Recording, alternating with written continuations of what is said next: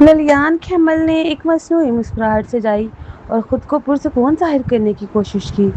وہ بولی، میں عام طور پر علیزہ کی ملامت کے بارے میں بات نہیں کرتی، اور مجھے تو یہ بھی معلوم نہیں تھا کہ جنرل فرزاد کے پاس لالیزہ جیسی بہترین اسسٹنٹ موجود ہے۔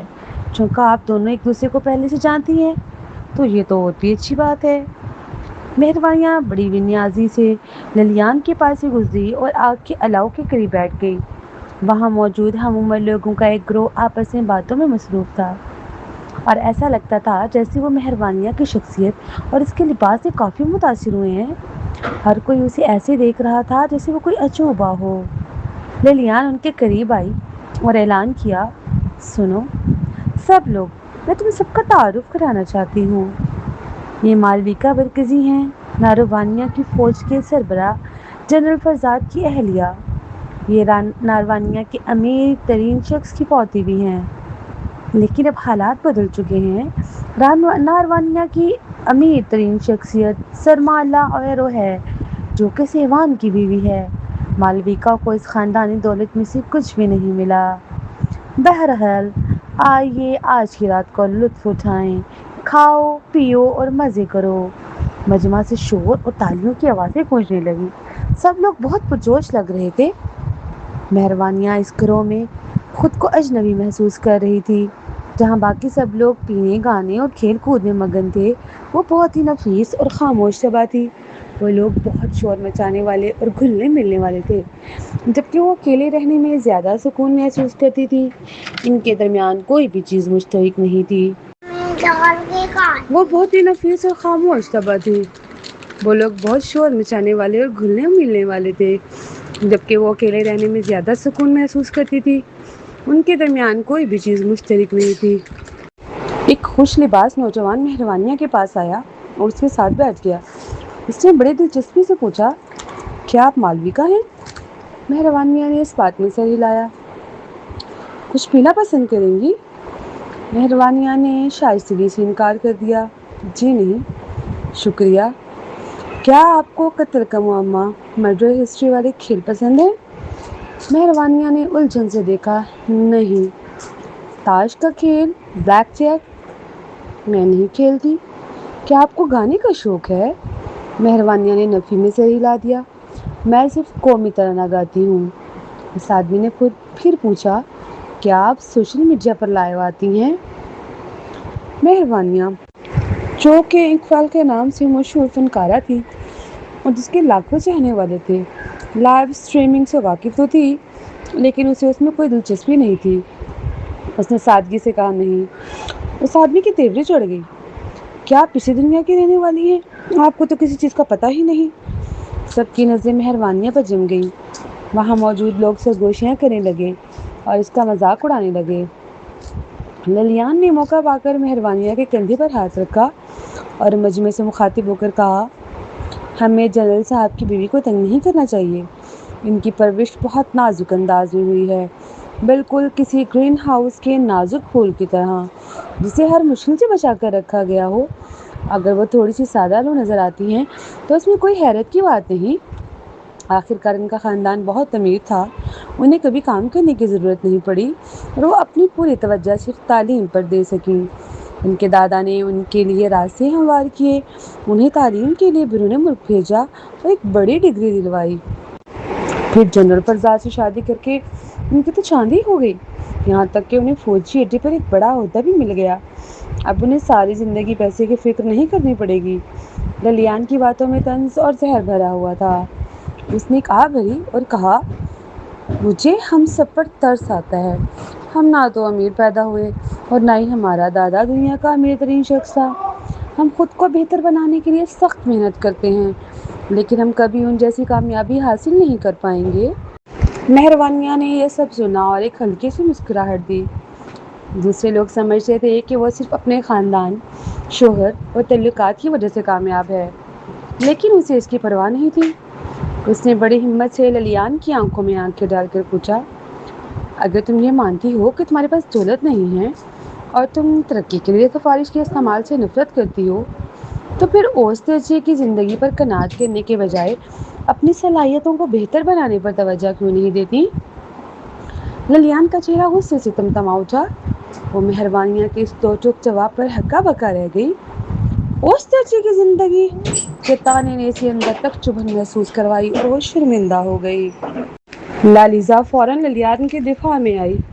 ललियान बिल्कुल भी हौस दर्जे की नहीं है। इसने नारवानिया के बेहतरीन इदारे से ग्रेजुएशन की है और वो अपनी काबिलियत और मेहनत के बलबूते पर अपनी एडवर्टाइजिंग एजेंसी चला रही है। ललियान ने भी पलट कर जवाब दिया, यहाँ मौजूद हम में से कोई भी उस दर्जे का नहीं है। हम में से कोई भी तुम्हें आसानी से मार दे सकता है। मेरी दोस्त लालिजा को ही देख लो। जनरल फरजाद की तरह वो भी नेशनल डिफेंस यूनिवर्सिटी से फारिगुल तहसील है। इसने वजारत ख़ारजा में काम किया है और वो ज़ैप्रिश ज़बान रवानी से बोलती है। उसने जनरल फरजाद के साथ अपना मकाम अपनी मेहनत से हासिल किया है। अगर तुम्हारी घटिया चालें इसे दूर न करती तो वो आज भी उनकी एक कीमती असिस्टेंट होती। ललियान को तपिश में देखकर मेहरबानियाँ मुस्कुरा दी। आखिरकार ललियान ने अपना असल इरादा जाहिर कर ही दिया था।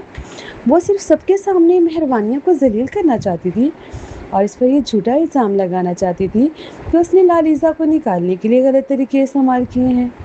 वो सियासतदानों की बच्चों की मदद से एक हंगामा खड़ा करना चाहती थी ताकि डॉलनेट और देकर सियासतदानों पर दबाव डाला जा सके। इससे लोग मीरवास पर तनकीद करते कि वो पेशा वाराना मामलात में अपनी बीवी की मुदाखलत को क्यों मान रहे हैं। ये ज़ियाफ़त महज एक चाल था।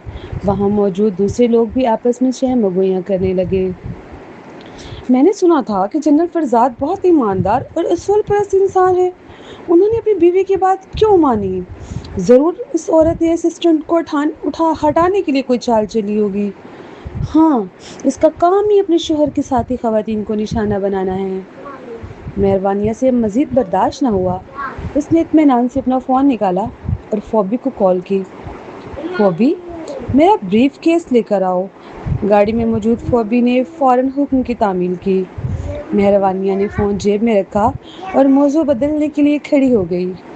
चूँकि मैं ज़्यादा कुछ नहीं जानती तो क्यों ना आप लोग मेरा साथ दें और हम वो करें जिसके बारे में मैं जानती हूँ। वो नौजवान जो पहले से बात कर रहा था थोड़ा पुरजोश होकर बोला, आप किस चीज़ में माहिर हैं? क्यों ना हम मुख्तलिफ गैर मुल्की ज़बानों का मुकाबला करें और देखें कि किसे ज़्यादा ज़बानें आती हैं। मेहरबानिया ने मशवरा दिया। अचानक वहाँ खामोशी छा गई। वहाँ मौजूद लोग ज़्यादा से ज़्यादा 2 ज़बानें ही जानते थे। इस आदमी ने एक मसनूई मुस्कुराहट के साथ कहा, आप तो बहुत पुरएतमाद लग रही हैं। क्या आपको इतनी ज़बानें आती हैं? सिर्फ चंद एक? तकरीबन आज। क्या हम शुरू करें? क्यों ना लालिजा सवालात पूछे। मेहरबानिया ने बड़ी सादगी से कहा। चारों तरफ खामोशी छा गई। सब एक दूसरे को शर्मिंदगी से देखने लगे। वो आदमी बोला, ये तो बोरिंग है, कुछ और करते हैं। मेहरबानिया ने स्टेज पर मौजूद पियानो की तरफ इशारा किया और कहा, मैं पियानो बजाऊंगी और आप लोग धुन पहचानने की कोशिश करना। कैसा रहेगा? किसी ने जवाब न दिया क्योंकि वो लोग पियानो की मौसीकी के शौकीन नहीं थे। कुछ और दिलचस्प करते हैं। इस आदमी ने फिर कहा, क्या क्विज? सवाल जवाब करें? रियाजी, केमिस्ट्री, फल्कियात, जोग्राफिया, तारीख, सियासत, कुछ भी। ये मर्डर मिस्ट्री खेलने से तो बेहतर ही होगा। मेहरबानी ने तजवीज़ दी। एक लम्हे के लिए वहाँ ऐसा सन्नाटा छाया जैसे वो किसी ज़ियाफ़त में नहीं बल्कि इम्तिहान गाह में बैठे हों। इल्म से मुतल्लिक कोई भी बात उन्हें बेचैन कर रही थी। ललियान फ़ौरन बीच में आई। हम यहाँ इस बात पर बहस कर रहे हैं कि तुमने लालिजा को क्यों निकाला। मौजू बदलने की कोशिश मत करो। उसी वक्त फॉबी ब्रीफकेस लेकर आ गई। मेहरबानिया ने उससे बैग लिया और अपना लैपटॉप बाहर निकाला। वो ललियान और दूसरों के करीब गई और पूछा, क्या आप में से कोई प्रोग्रामिंग डाटा समझ सकता है? तुम्हारा क्या मतलब है? ललियान ने झिंझिलाकर पूछा। मेहरबानियाँ खामोश रही और लैपटॉप चलाकर इसकी स्क्रीन लालिजा की तरफ कर दी। उसने एक एक लफ्ज़ पर जोर देते हुए कहा, तुम्हारी इन घटिया हरकतों को देखते हुए क्या मुझे तुम्हें निकालने के लिए किसी मेहनत की ज़रूरत भी थी? सब लोग घटिया हरकतों का सुनकर तजस्सुस में आ गए। वो लालिजा के गिर्द जमा हो गए ताकि लैपटॉप की स्क्रीन देख सकें, लेकिन वहाँ सिर्फ कोडिंग की लाइनें थीं जो उनकी समझ से बाहर थी। मेहरबानिया का लहजा सख्त हो गया। یہ اس دن کا ڈیٹا ہے جب تم ہسپتال گئی تھی اور تم نے میرواز کو فون اپنے قبضے میں لے لیا تھا۔ تم نے جان بوجھ کر اس کی کال کاٹی اور فون بند کر دیا۔ وہ ایک مشن پر تھا اور تمہیں کوئی حق نہیں تھا کہ تم اس کی کالز میں مداخلت کرو، چاہے فون کرنے والا کوئی بھی ہوتا۔ ہسپتال میں کیمرے لگے ہوئے ہیں اور میرواز کے فون نے بھی سب ریکارڈ کیا ہے۔ یہ ثابت کرتا ہے کہ تم نے فون بند کیا تھا۔ اگر میرواز نے تمہارا تبادلہ کیا ہے تو یہ اس نے تمہاری پرانی دوستی کی وجہ سے تمہیں معاف کر دیا ہے، ورنہ تم تیار ہو، کیونکہ تمہاری یہ حرکت ایک جاسوس کی طرح ہے اور اس پر خفیہ ادارہ تم سے تفتیش کر سکتا ہے۔ مہربانیہ کی ان باتوں نے سب کو ہکا بکا کر دیا۔ لالیزا کا چہرہ زرد پڑ گیا اور وہ گھبرا کر بولی، میں نے ایسا کچھ نہیں کیا، میں جاسوس نہیں ہوں۔ مہربانیہ نے لیپ ٹاپ بند کیا اور ایک تلخ مسکراہٹ کے ساتھ کہا، یہ مجھے بتانے کی ضرورت نہیں ہے، تم یہ بات میرواز سے کرو، چونکہ تم اس کی اچھی دوست ہو۔ وہ کبھی نہیں چاہے گا کہ خفیہ ادارہ تم سے تفتیش کرے۔ اگر مہربانیہ باہر سے پرسکون تھی، لیکن میرواز اور لالیزا کی دوستی کا ذکر اسے اندر ہی اندر تکلیف دے رہا تھا۔ اس نے وہاں موجود تمام لوگوں پر ایک نظر ڈالی اور شائستگی سے کہا، میں معذرت خواہ ہوں، میں آپ لوگوں کے کھیلوں کو سمجھ نہیں سکتی، بالکل ویسے ہی جیسے آپ میری باتوں کو سمجھ نہیں پا رہے۔ میں یہاں خود کو اجنبی محسوس کر رہی ہوں، مجھے اس کا افسوس ہے۔ مہربانیہ نے سب کو الوداع کہا اور لالیزا کی طرف دیکھ کر بولی، مجھے نہیں معلوم کہ تمہاری تفتیش ہوگی یا نہیں، لیکن اپنی حفاظت کے لیے میں تم سے دور ہی رہوں گی۔ وہ وہاں سے چلی گئی اور وہ بھی اس کے پیچھے پیچھے چل دی۔ وہاں موجود لوگوں میں کھلبلی مچ گئی۔ ناربانیہ میں جاسوسی کا لیبل لگنا بہت بڑا جرم تھا جس کی سزا موت تھی۔ کوئی بھی اس مصیبت میں نہیں پڑنا چاہتا تھا۔ ایک مہمان نے کہا، معاف کرنا للیان، مجھے بھی گھر جانا ہے، کچھ ضروری کام یاد آ گیا ہے۔ دوسرے نے بھی گھبراہٹ میں کہا، مجھے بھی کچھ کام ہے۔ تیسرا بولا، میری امی میرا انتظار کر رہی ہوں گی۔ بہانوں کا ڈھیر لگ گیا اور ایک ایک کر کے سب وہاں سے کھسک گئے تاکہ ان کا نام لالیزا کے ساتھ نہ جڑ جائے۔ لالیزا غصے سے لال پیلی ہو رہی تھی۔ اس نے دانت پیستے ہوئے وہ فون نکالا اور میرواز کا نمبر ملایا۔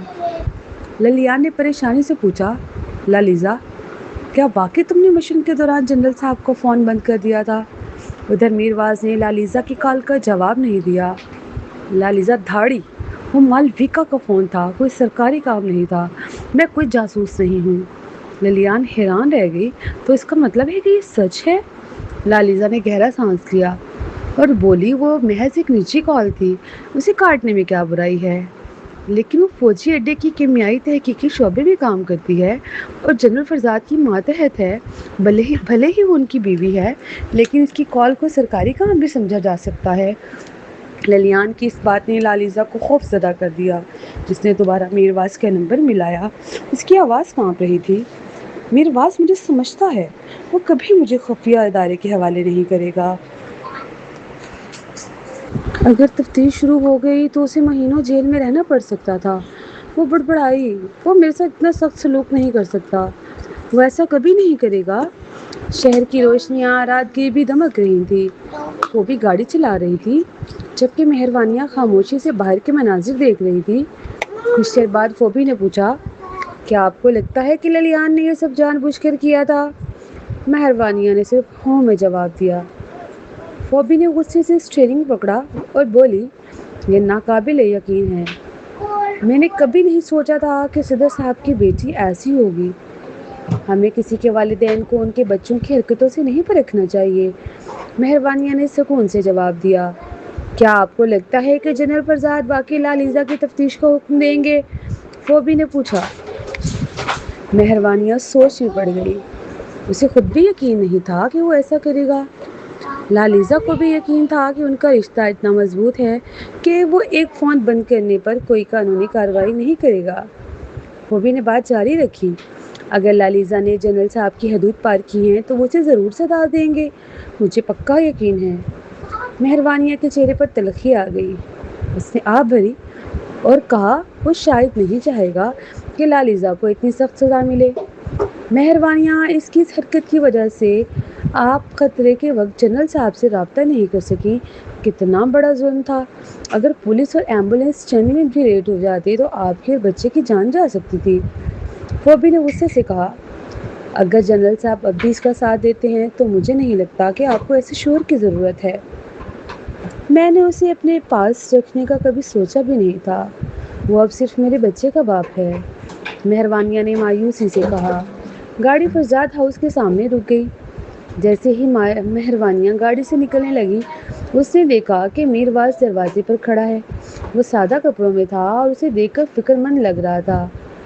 مہروانیہ ہچکچائی، آپ چاہیں میں گاڑی کے راج میں کھڑی کر دیتی ہوں، فوبی نے یاد دلایا۔ مہروانیہ باہر نکلی اور آہستہ سے اندر کی طرف بڑھی۔ میرواز اسے دیکھ کر حیران رہ گیا، وہ آج بہت خوبصورت لگ رہی تھی، اس کا میک اپ اور لباس اسے ایک ملکہ کی طرح وقار دے رہا تھا۔ وہ اس کے قریب آیا۔ کیا تم کسی ضیافت سے آئی ہو؟ اس نے نرمی سے پوچھا۔ تمہارا کوئی نہ کوئی آدمی تو ہمیشہ میرے پیچھے ہوتا ہی ہے نا، مہروانیہ نے اس کے پاس سے گزرتے ہوئے کہا۔ میں صرف تمہاری حفاظت چاہتا ہوں بس، میرواز نے جواب دیا۔ اس کا جی چاہا کہ اس کا ہاتھ تھام لے، لیکن وہ ڈر گیا کہ کہیں وہ اسے جھڑک نہ دے۔ وہ خاموشی سے اس کے پیچھے اندر چلا گیا۔ مہروانیہ نے جوتوں کی الماری کھولی۔ اس سے پہلے کہ وہ اپنی چپلیں اٹھاتی، میرواز نے چپلیں نکال کر اس کے سامنے رکھ دی۔ وہ اپنے ایک گھٹنے کے بل نیچے بیٹھا تاکہ اس کی اونچی ایڑی والے جوتے اتارنے میں مدد کر سکے، لیکن وہ پیچھے ہٹ گئی۔ میرواز نے اوپر دیکھا تو پایا کہ اس کا انداز بہت سرد تھا۔ وہ اس کے لیے کچھ کرنا چاہتا تھا لیکن وہ اسے موقع نہیں دے رہی تھی۔ میں خود کر لوں گی، تمہیں زحمت کرنے کی ضرورت نہیں، مہروانیہ نے کہا۔ اس نے خود جوتے بدلے اور انہیں الماری میں رکھا۔ اسے اچانک لالیزہ کی بات یاد آئی کہ وہ میرواز کے لیے کچھ نہیں کر سکتی بلکہ اسے ہی اس کا خیال رکھنا پڑتا ہے۔ مہروانیہ نے سوچا کہ اگر لالیزہ کو پتہ چلے کہ اس سرد رات میں میرواز دروازے پر کھڑا اس کا انتظار کر رہا تھا اور اس کے جوتے بدلنے کے لیے نیچے جھکا تھا تو اس کا کیا حال ہوگا۔ وہ کمرے میں چلی گئی۔ میرواز بھی اس کے پیچھے پیچھے تھا۔ مہروانیہ نے اپنے کپڑے لیے اور اس خانے میں چلی گئی۔ اس نے میک اپ اتارا، بال دھوئے اور تقریباً 40 منٹ بعد باہر آئی۔ اس کے بال تولیے میں لپٹے ہوئے تھے۔ اس کی نظر میرواز پر پڑی جو بستر کے کنارے بیٹھا اپنا سر ہاتھوں میں تھامے ہوئے تھا۔ اگرچہ اس کا چہرہ نظر نہیں آ رہا تھا لیکن وہ بہت اداس لگ رہا تھا۔ قدموں کی چاپ سن کر اس نے اوپر دیکھا۔ مہروانیہ نے اپنی نظریں چرائی اور آئینے کے سامنے بیٹھ کر کریم لگانے لگی۔ اتنی رات کے بال کیوں دھوئے؟ میرواز نے ماتھے پر بل لا کر پوچھا۔ مہروانیہ خاموش رہی۔ میرواز اٹھا، غسل خانے سے ہیئر ڈرائر لایا اور اس کے پیچھے آ کھڑا ہوا۔ جیسے ہی اس نے اس کے بالوں کو خشک کرنے کے لیے ہاتھ بڑھایا، مہروانیہ نے ڈرائر پکڑ لیا اور کہا، میں خود کر لوں گی، مجھے دے دو۔ لیکن میرواز نے ڈرائر نہیں چھوڑا۔ جب مہروانیہ کا ہاتھ غلطی سے اس کے ہاتھ سے ٹکرایا تو اسے محسوس ہوا کہ وہ کتنا ٹھنڈا تھا۔ اسے یاد آیا کہ اس کے ہاتھ ہمیشہ گرم رہتے تھے۔ وہ سوچنے لگی کہ کیا وہ باہر پتلی قمیض میں اس کا انتظار کرنے کی وجہ سے اتنا ٹھنڈا ہو گیا ہے۔ میرواز نے بڑے آرام سے اس کا ہاتھ ایک طرف کیا اور اس کے بال خشک کرنے لگا۔ مہروانیہ نے مزید مزاحمت نہیں کی۔ وہ آئینے میں اس کا عکس دیکھ رہی تھی۔ وہ بہت توجہ سے کام کر رہا تھا لیکن سوچوں میں گم تھا۔ تھوڑی دیر بعد اس نے دھیمی آواز میں پوچھا، کیا تم مجھے میسج کر دیا کرو گی اگر تمہیں گھر آنے میں دیر ہو؟ مہروانیہ کچھ کہنا چاہتی تھی لیکن پھر رک گئی۔ اس کی خاموشی ایک انکار کی طرح تھی۔ میرواز کو ایسا لگ رہا تھا جیسے وہ کچی برف پر چل رہا ہو۔ اسے ڈر تھا کہ وہ اپنے بیٹے کو لے کر اسے چھوڑ نہ جائے۔ اس کے جانے کا تصور ہی اس کے دل کو جلا رہا تھا۔ وہ اسے پانے کے لیے بے تاب تھا۔ جب بال خشک ہو گئے تو اس نے کہا، تمہارے بال ابھی گرم ہیں، تھوڑی دیر بعد سونا۔ وہ وہیں کھڑا اسے دیکھتا رہا۔ بچے کی پیدائش کے بعد اس کے گالوں کی رونق اور بڑھ گئی تھی۔